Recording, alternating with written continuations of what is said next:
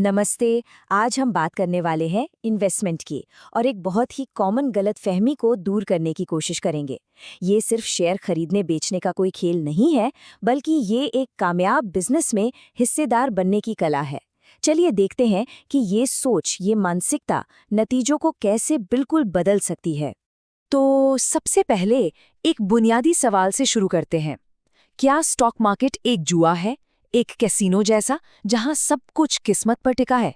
या फिर ये एक ऐसा मैदान है जहां बिजनेस की गहरी समझ से दौलत बनाई जा सकती है? देखिए, जवाब कुछ भी हो, आखिर में जो नजरिया होता है ना, वही नतीजों को तय करता है।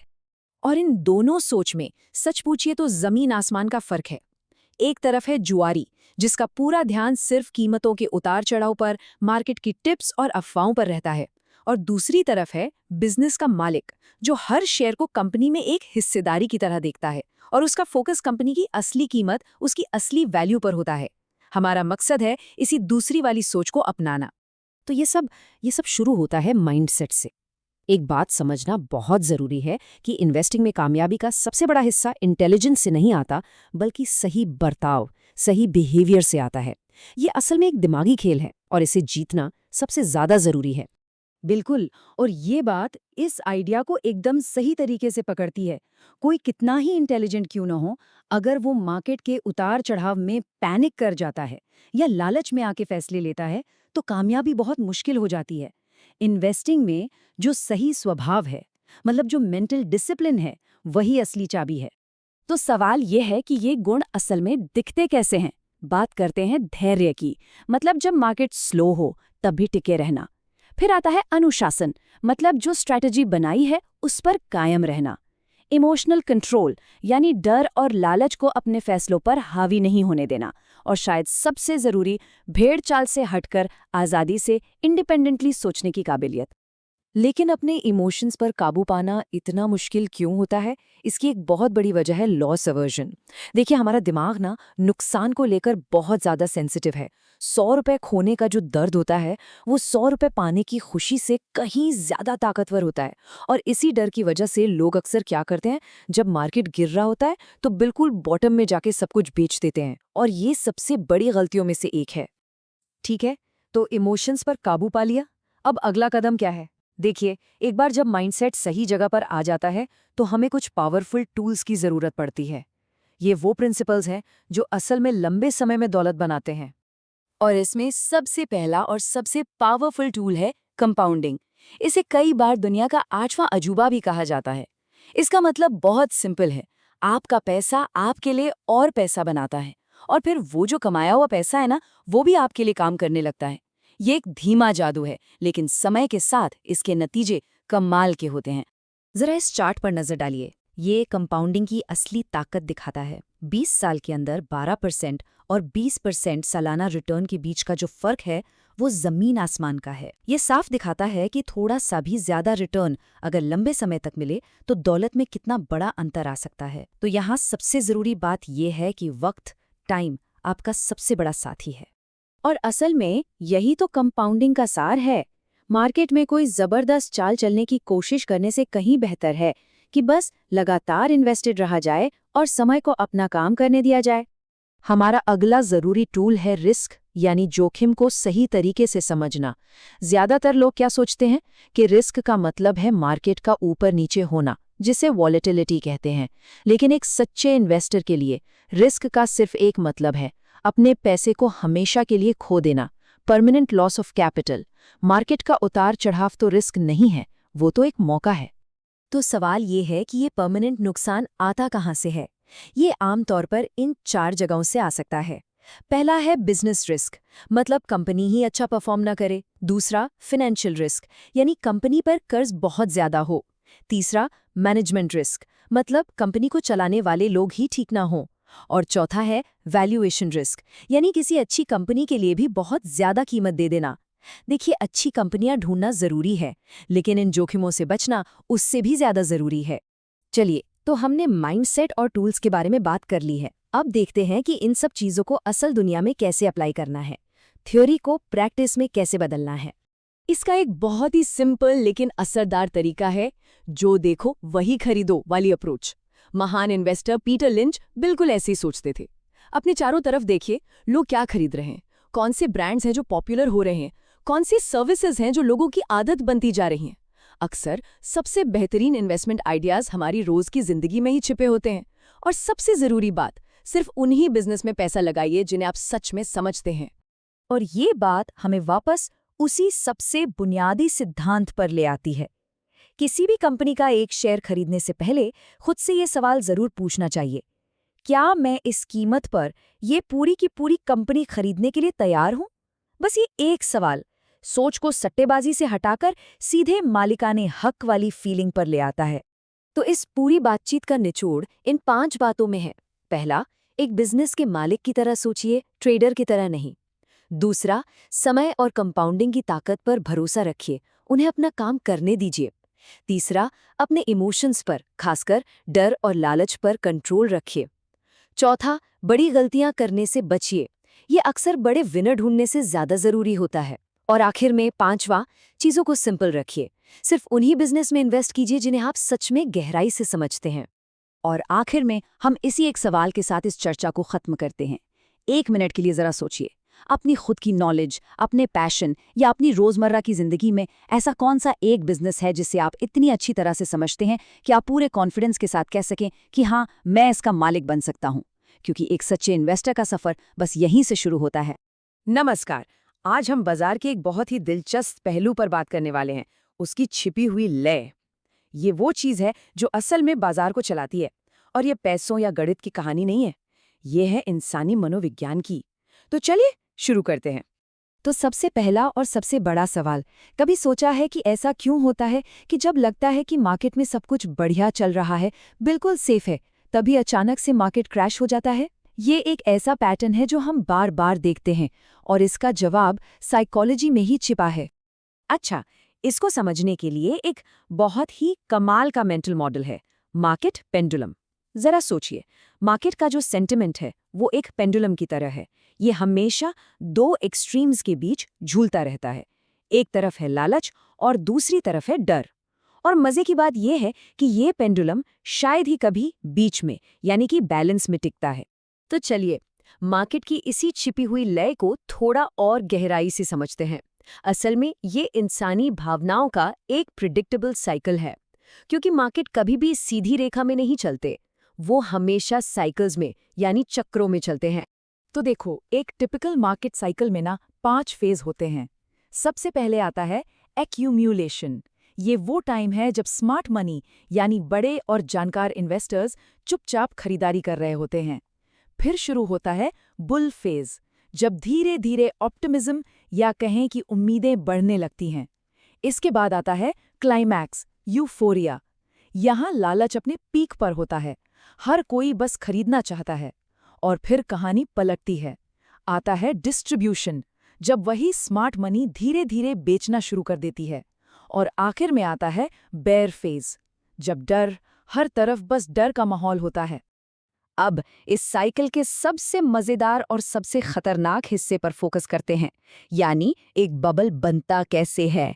ये वो फेज है जब लालच कीमतों को हकीकत से कोसों दूर ले जाता है।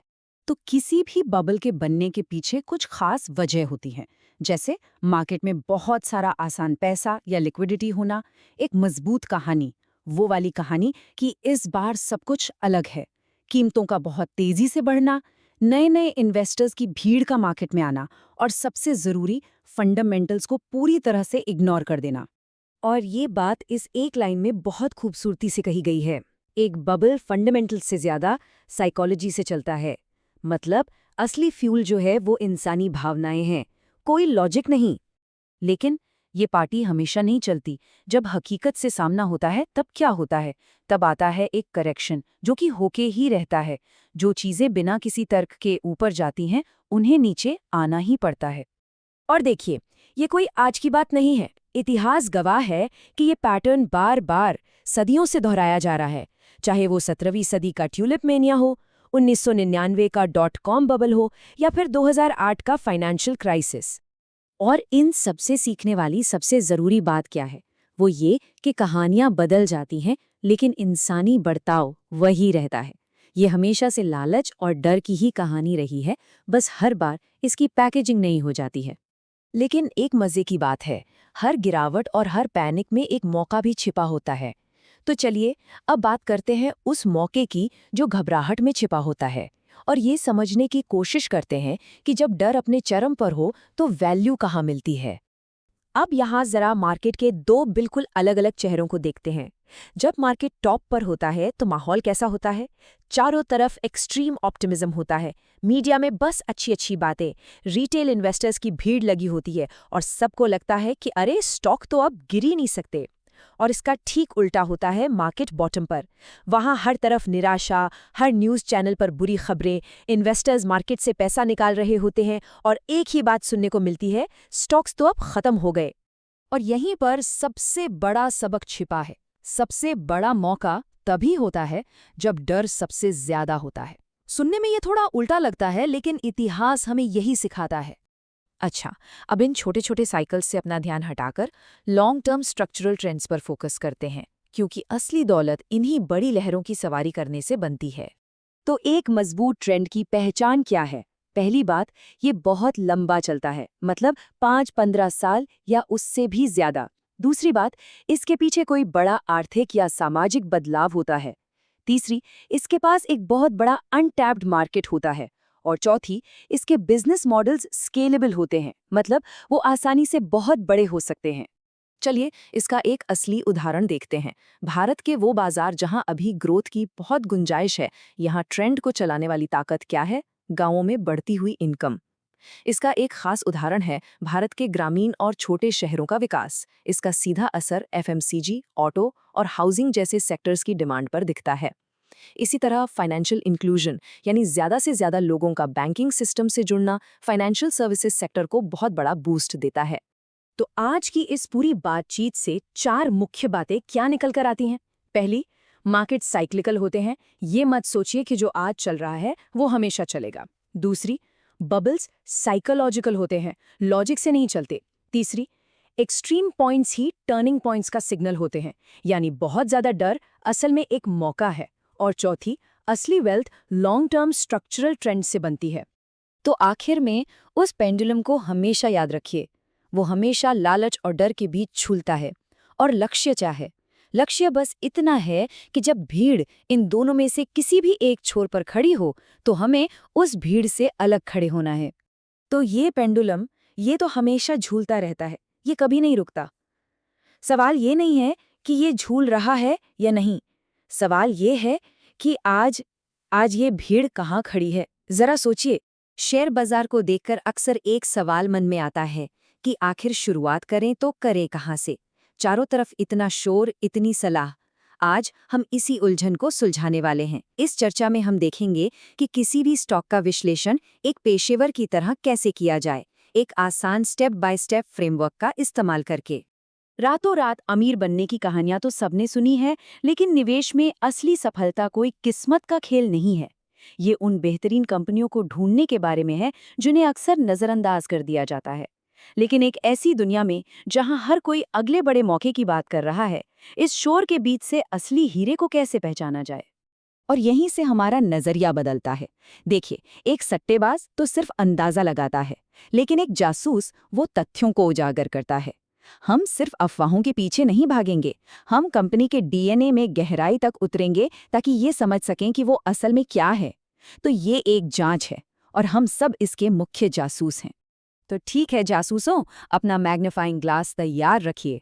हमारी पड़ताल का पहला चरण सबसे सरल है, लेकिन शायद सबसे जरूरी भी, कंपनी की कहानी को समझना। हर टिकर सिंबल के पीछे एक असली बिजनेस होता है, जिसमें असली लोग असली ग्राहकों को असली प्रोडक्ट्स बेच रहे होते हैं। इससे पहले कि हम कोई भी नंबर देखें, हमें इन बुनियादी सवालों के जवाब चाहिए। वे क्या बेचते हैं? क्या ये कॉफ़ी है, सॉफ्टवेयर है या कुछ और? वे पैसा कैसे कमाते हैं? क्या ये सब्सक्रिप्शन से आता है, विज्ञापनों से या सीधी बिक्री से? और सबसे ज़रूरी, उन्हें क्या चीज़ खास बनाती है? क्या उनके पास कोका कोला जैसा कोई मजबूत ब्रांड है या गूगल जैसी कोई टेक्नोलॉजी? जरा सोचिए, एक ऐसी कंपनी के बारे में जो अपना सारा माल सिर्फ एक ही ग्राहक को बेचती है। अगर वो ग्राहक चला गया तो कंपनी का क्या होगा? या उस कंपनी के बारे में सोचिए जिसका बिजनेस मॉडल इतना ज्यादा जटिल है कि उसे समझने के लिए पीएचडी की जरूरत पड़ जाए। ये वो रेड फ्लैग्स हैं जिनकी तलाश हम अपनी जांच में कर रहे हैं। यहाँ एक सुनहरा नियम है, अगर किसी बिजनेस को आसानी से समझाया नहीं जा सकता तो शायद उसमें निवेश नहीं करना चाहिए। महान निवेशक वॉरेन बफेट भी इसी फिलॉसफी को मानते हैं। सादगी अक्सर मजबूती का संकेत होती है, जबकि जरूरत से ज्यादा जटिलता छिपी हुई समस्याओं का। तो अब जब हम कहानी जानते हैं तो सबूतों की जांच करने का समय आ गया है। हम कंपनी के फाइनेंशियल रिपोर्ट्स में गोता लगाने वाले हैं। ये हैं हमारे फिंगरप्रिंट्स। यहीं पर हम कहानी को तथ्यों से मिलाएंगे और देखेंगे कि क्या वो सच है भी या नहीं। इन 3 दस्तावेजों को ना कंपनी की फाइनेंशियल हेल्थ का एक तरह से रिपोर्ट कार्ड समझिए। बैलेंस शीट एक तस्वीर की तरह है जो दिखाती है कि एक खास समय पर कंपनी के पास क्या क्या है। इनकम स्टेटमेंट एक वीडियो की तरह है जो समय के साथ उसका प्रदर्शन दिखाता है। और कैश फ्लो स्टेटमेंट, खैर ये सबसे जरूरी है। ये दिखाता है कि क्या कंपनी सच में कैश कमा रही है या सिर्फ बिल जमा कर रही है। रोई यानी रिटर्न ऑन इक्विटी एक बहुत ही पावरफुल मीट्रिक है। ये बस ये बताता है कि एक कंपनी लगाए हुए पैसे से कितना पैसा बना रही है। कल्पना कीजिए कि किसी कंपनी को 100 रुपए दिए गए और उन्होंने उसे 115 रुपए में बदल दिया। ये हुआ 15% का आरओई। जितना ज्यादा आरओई उतना बेहतर। लेकिन सावधान, एक हाई आरओई कभी-कभी धोखा भी दे सकता है। यहीं पर ड्यूपॉन्ट एनालिसिस काम आता है। यह हमें आरओई को उसके 3 मुख्य हिस्सों में तोड़ने में मदद करता है। क्या कंपनी बहुत पैसा कमा रही है क्योंकि उसके उत्पाद बहुत लाभदायक हैं, या क्या वो बहुत ज़्यादा सामान बेच रही है, या फिर कहीं उसने बहुत सारा कर्ज तो नहीं ले रखा। कर्ज पर बनी कंपनी ताश के पत्तों के महल की तरह होती है। ये दिखने में बहुत प्रभावशाली लग सकती है, लेकिन एक छोटी सी हवा का झोंका भी उसे गिरा सकता है। हमें उन कंपनियों की तलाश है जो ईंट से ईंट बनी हैं, जो असली मुनाफे और टिकाऊ विकास पर आधारित हैं। नंबर्स कहानी का सिर्फ एक हिस्सा बताते हैं। हमें ये भी जानना होगा कि इस जहाज का कप्तान कौन है। क्या मैनेजमेंट टीम अनुभवी नाविक है या वे हमें किसी बर्फीली चट्टान की ओर ले जा रहे हैं? चलिए पता करते हैं। हम ऐसे लीडर्स की तलाश में हैं जो कहते हैं कि वे क्या करेंगे और जो कहते हैं वो करते हैं। वे जो पारदर्शी हैं तब भी जब खबर खराब हो। वे जो कंपनी के पैसे को ऐसे मानते हैं जैसे कि ये उनका अपना हो। ये वो नेतृत्व के गुण हैं जो समय की कसौटी पर खरे उतरते हैं। दूसरी ओर इन रेड फ्लैग से भी सावधान रहना चाहिए।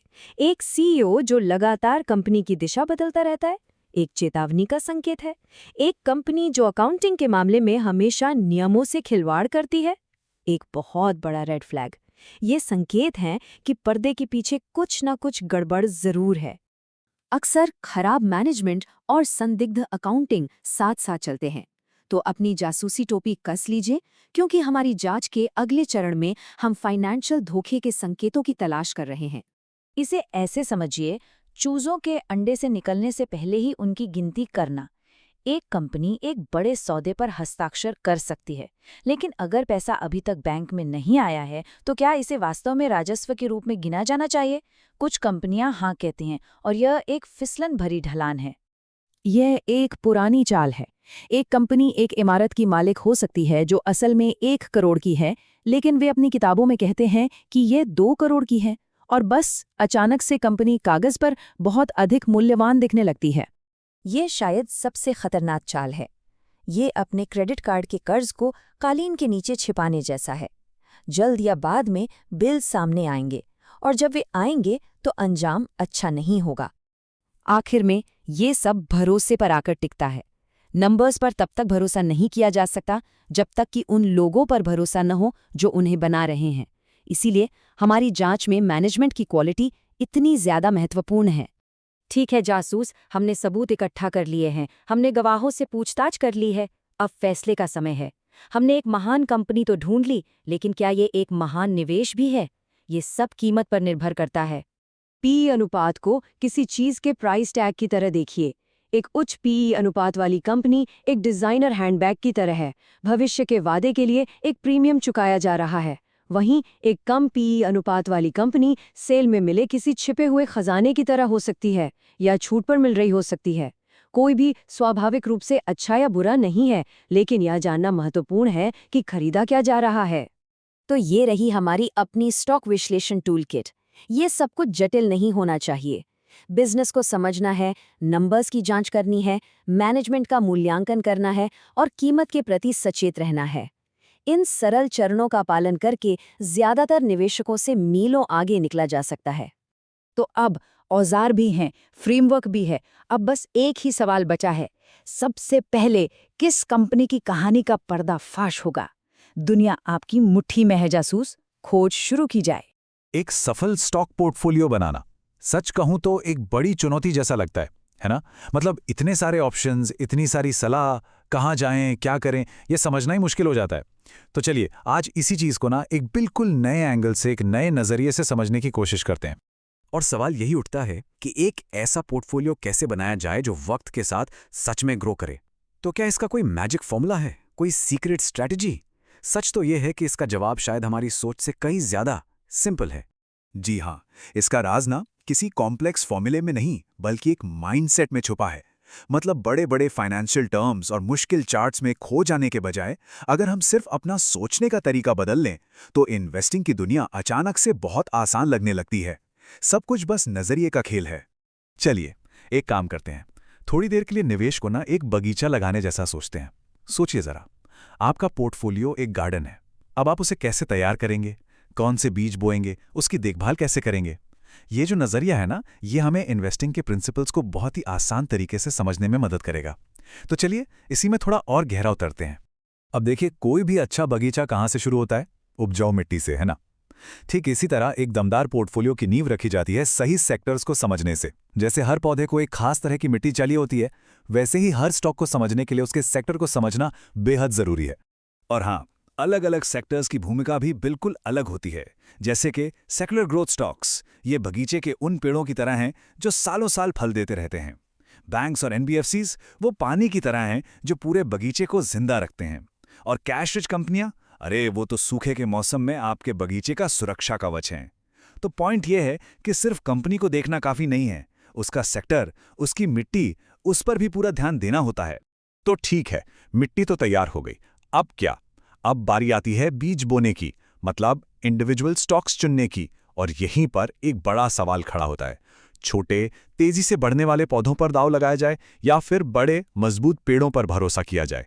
चलिए स्मॉल कैप और लार्ज कैप के इसी फर्क को समझते हैं। तो देखिए, फर्क एकदम साफ है। एक तरफ है स्मॉल और मिड कैप स्टॉक्स, इनमें ना मल्टीबैगर बनने का जबरदस्त पोटेंशियल होता है। लेकिन हाँ, ये भी सच है कि इनमें रिस्क भी उतना ही ज्यादा होता है। और दूसरी तरफ हैं लार्ज कैप स्टॉक्स, ये उन बड़े मजबूत पेड़ों जैसे हैं जो भले ही धीरे धीरे बढ़ें पर आपके पोर्टफोलियो को एक सॉलिड स्टेबिलिटी, एक ठहराव देते हैं। तो फिर इसका हल क्या है? इसका हल है बैलेंस। अपने बगीचे में कुछ जगह तेजी से बढ़ने वाले पौधों के लिए छोड़िए और कुछ बड़े छायादार पेड़ों के लिए। अपनी रिस्क लेने की क्षमता के हिसाब से इन दोनों का एक सही मिक्सचर बनाना, बस यही एक हेल्दी पोर्टफोलियो की चाबी है। अपने सारे बीज एक ही जगह मत बोइए।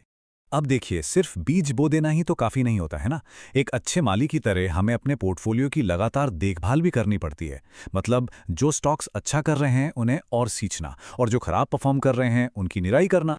मल्टी बैगर, ये वो शब्द है जो हर इन्वेस्टर का सपना होता है।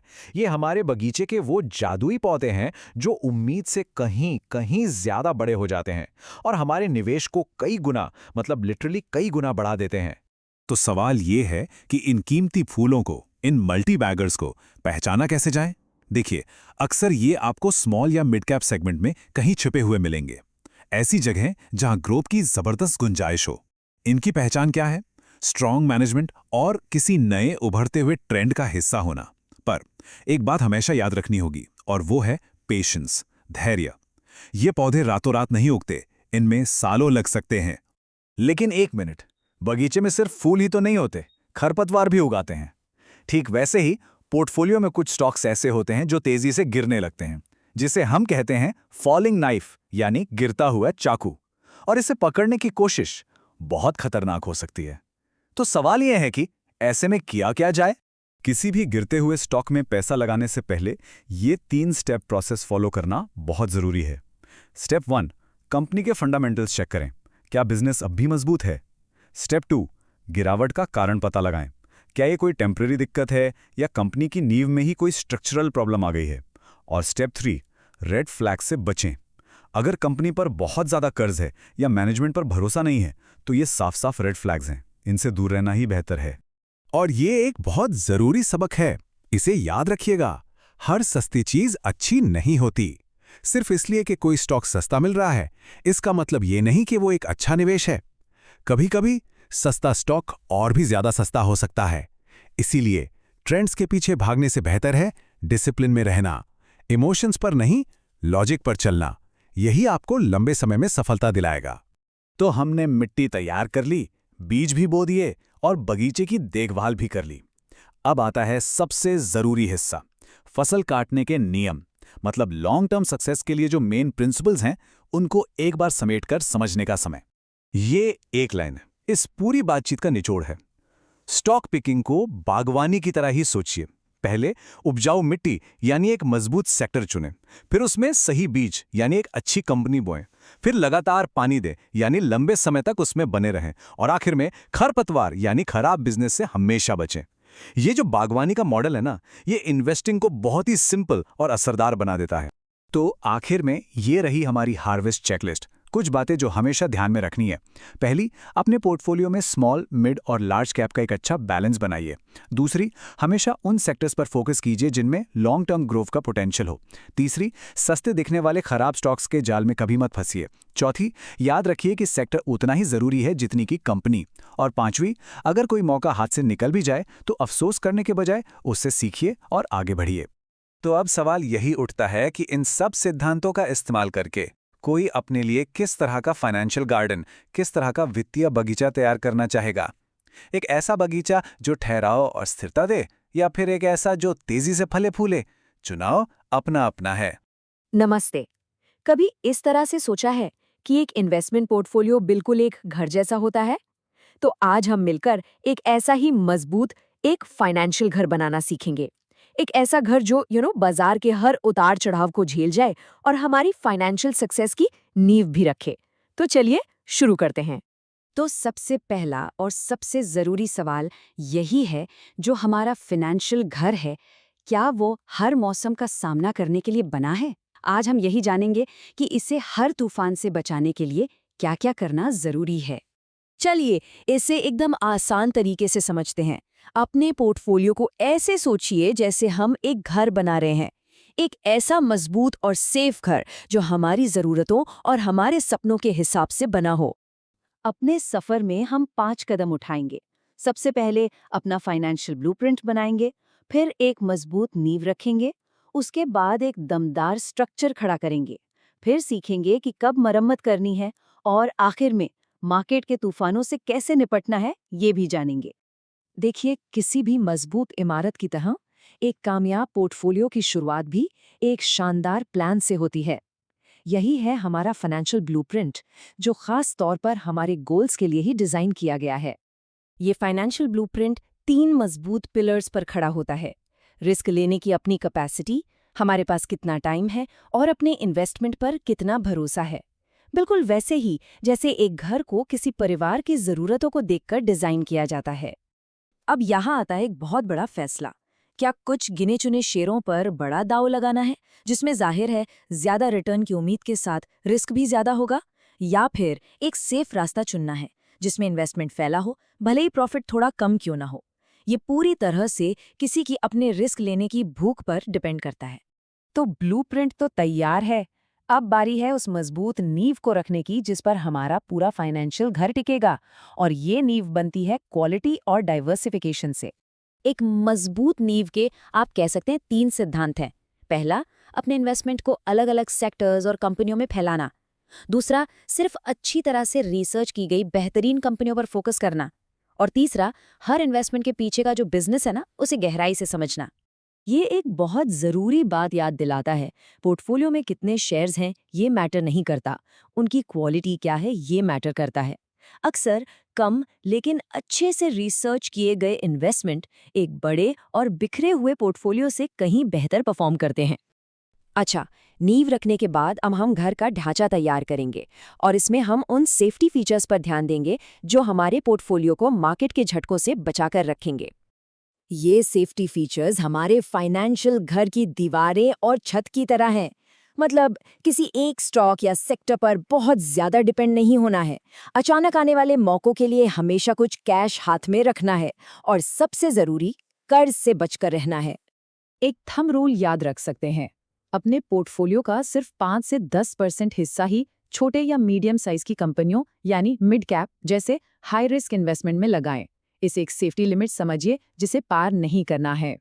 अब एक बहुत जरूरी वार्निंग, कर्ज लेकर इन्वेस्ट करना, जिसे लीवरेज कहते हैं, ये एक दोधारी तलवार की तरह है। ये मुनाफे को तो कई गुना बढ़ा सकता है, लेकिन अगर बाजार खिलाफ चला गया ना, तो ये नुकसान को भी उतना ही ज्यादा बढ़ा सकता है, जो हमारे फाइनेंशियल घर के पूरे स्ट्रक्चर को कमजोर कर सकता है। जैसे एक घर को टाइम टाइम पर मेंटेनेंस की जरूरत पड़ती है, बिल्कुल वैसे ही पोर्टफोलियो को भी समय समय पर खरीदने और बेचने जैसे जरूरी बदलावों की जरूरत होती है। कोई भी नया इन्वेस्टमेंट करने से पहले इस 5 स्टेप वाली चेकलिस्ट को फॉलो करना बहुत जरूरी है। बिजनेस को समझिए, कंपनी के फाइनेंशियल हेल्थ चेक कीजिए, मैनेजमेंट की क्वालिटी को परखिए और देखिए कि स्टॉक की कीमत सही है या नहीं। याद रखिए, हर नया इन्वेस्टमेंट एक सोची समझी स्ट्रैटेजी का हिस्सा होना चाहिए, जल्दबाजी का नतीजा नहीं। और हाँ, बेचना भी उतना ही जरूरी है, लेकिन घबराहट में आकर नहीं, बल्कि लॉजिक के साथ। अगर कंपनी का परफॉर्मेंस गिर रहा है या स्टॉक बहुत ज्यादा महंगा हो गया है या फिर कोई बेहतर मौका दिख रहा है, तो बेचना ही एक सही फैसला होता है। तो हमारा फाइनेंशियल घर अब खड़ा हो चुका है, लेकिन अब उसे बाजार के बदलते मौसम मतलब मार्केट के तूफानों का सामना करना होगा। और यहीं पर हमारे साइकोलॉजिकल डिसिप्लिन की असली परीक्षा होती है। तो मार्केट के अलग अलग फेज में क्या स्ट्रैटेजी होनी चाहिए? जब बाजार में तेजी हो तो लालच से बचना है और बहुत सोच समझकर इन्वेस्ट करना है, और जब मंदी हो तो डर कर बेचने के बजाय इसे अच्छी कंपनियों में और इन्वेस्ट करने का एक शानदार मौका समझना चाहिए। प्लान वही रहेगा, बस उसे लागू करने का तरीका बदलेगा। सबसे बड़ा मैसेज यही है, किसी इन्वेस्टर की साइकोलॉजी उसकी सबसे बड़ी ताकत भी हो सकती है और सबसे बड़ी कमजोरी भी। अपने बनाए हुए प्लान पर टिके रहना है और भेड़ चाल से बचना है। तो कोई भी शेयर खरीदने या बेचने से पहले इस फाइनल चेकलिस्ट पर एक नज़र डालना बहुत ज़रूरी है। क्या कंपनी के फंडामेंटल्स मजबूत हैं? क्या वैल्यूएशन ठीक है? ये हमें इमोशनल गलतियों से बचाएगा और ये पक्का करेगा कि हर फैसला हमारे प्लान के हिसाब से ही हो। और यहाँ एक आखिरी और बहुत ही पावरफुल सलाह, अपने हर खरीदने और बेचने के फैसले का कारण कहीं लिख लें। ये आपको डिसिप्लिन में रहने में मदद करेगा और अपनी पुरानी गलतियों और कामयाबियों से सीखने का मौका देगा। तो आखिर में सवाल बस इतना सा है कि जो फाइनेंशियल घर बनाया जा रहा है वो चट्टान पर बना है या रेत पर? क्या वो हर तूफान झेल जाएगा या पहली ही लहर में बह जाएगा? ये एक ऐसा सवाल है जिस पर सोचना बहुत बहुत जरूरी है।